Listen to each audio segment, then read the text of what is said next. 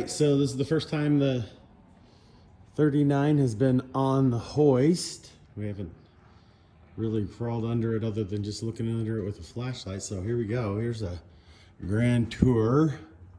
You're seeing it as I see it. PVC tube. Tiny transmission.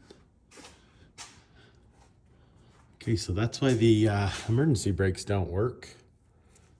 They're not in place. And we got brake lines. Looks like we got a little bit of a fuel leak. But other than that, looks pretty dang good. Needs a little cleaning, a little greasing. Frank bought this panel right here, which I think I'm actually going to clean up and paint, but I'm not gonna probably install it because I'm not doing anything to this paint. It's too sick. All right, well, got a little dink there. Looks like the exhaust has been there for a minute, maybe like, 87 years or so. I bet it sounds delicious. See our master cylinder. Transmission. Yeah. That one's not hooked up. That may be why she don't shift. She needs a little hooking up. Okay, well, battery box looks pretty good. Oh, chunk of wood to hold it in, perfect, Oh, it's a little wobbly.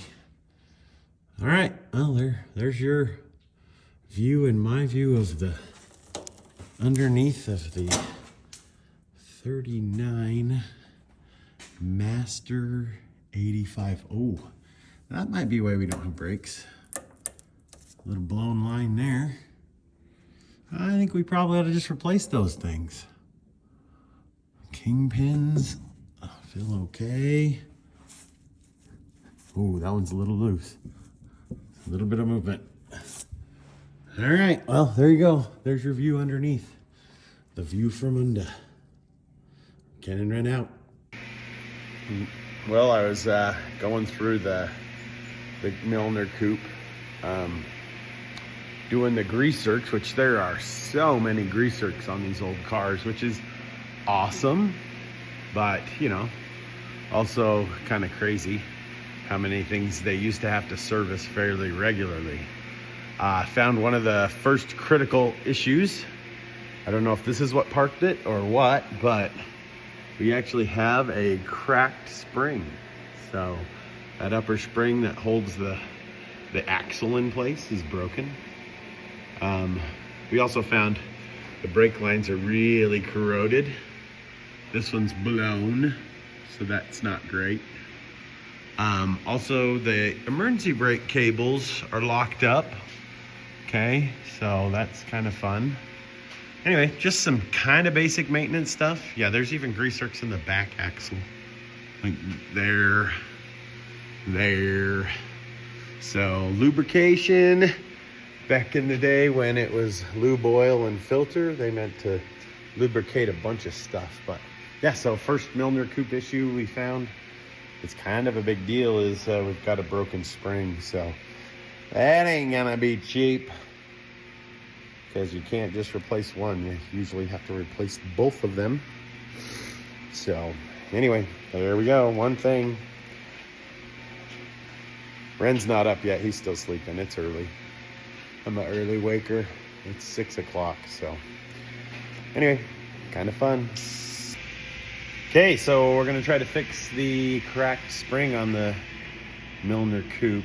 I got a light up there. I don't know if that's too bright or what, but the crack is right there. So I'm gonna try to grind it, and then I'm going to weld it. And I'm gonna put you guys right there. You get a front seat. Hopefully it doesn't ruin my phone. We'll just see how it goes.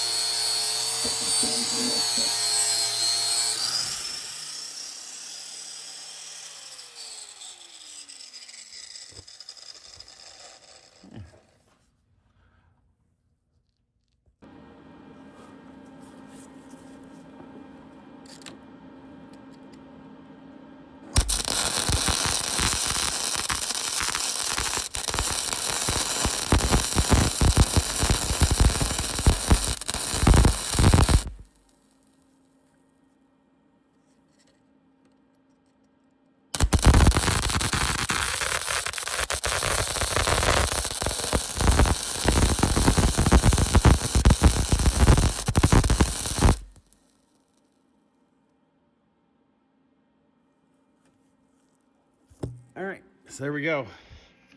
I wasn't looking at it, I was looking at the screen, which is not dangerous, by the way. You shouldn't look at welds, but watching videos with welding is not dangerous. Now, there's two things I will tell you. I'm not a welder. I was an auto shop teacher, so I did welding for exhausts and, you know, frames and things like that. When I was in high school, I actually didn't take the welding class from Don Bird because he had to join the FFA, and I was not going to be a farmer. I knew that for a fact. Well, I bought my property here in Tremont. Yeah, I was a farmer for like 5 years. I was terrible at it, but if I would have taken an FFA, I might have been better.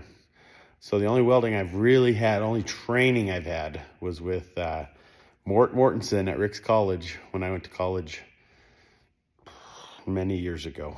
And anyway, sometimes I think Wrenn might be a better welder than I am, because he's had training. Training for me, but he likes it, and he's a little OCD. Anyway, but yeah, there you go. So fixing the spring. This is not a permanent fix. This is not something you should do. I'm just doing it because I want this car to be able to roll and do things around here. I'm gonna have to obviously replace that spring. But here you go. That's repair sometimes.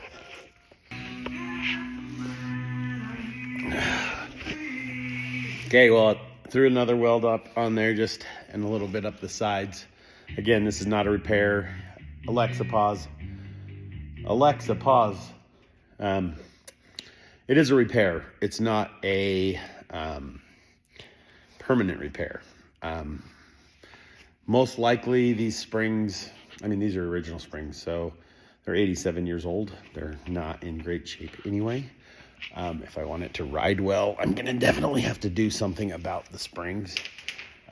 So we'll be looking for new spring packs, changing those out. But for the time being, this will be a repair that will allow me to move it around the shop. If I get it running, I haven't got it running yet. But if I get it running and driving, I'd be able to, drive it around semi-locally and not be too worried about it. Anyway, so, and my welds are not pretty, but there's a little saying that I like to tell the high school kids, or I used to tell the high school kids, is a welder I'm not, but a grinder in paint makes the welder I ain't. So there you go.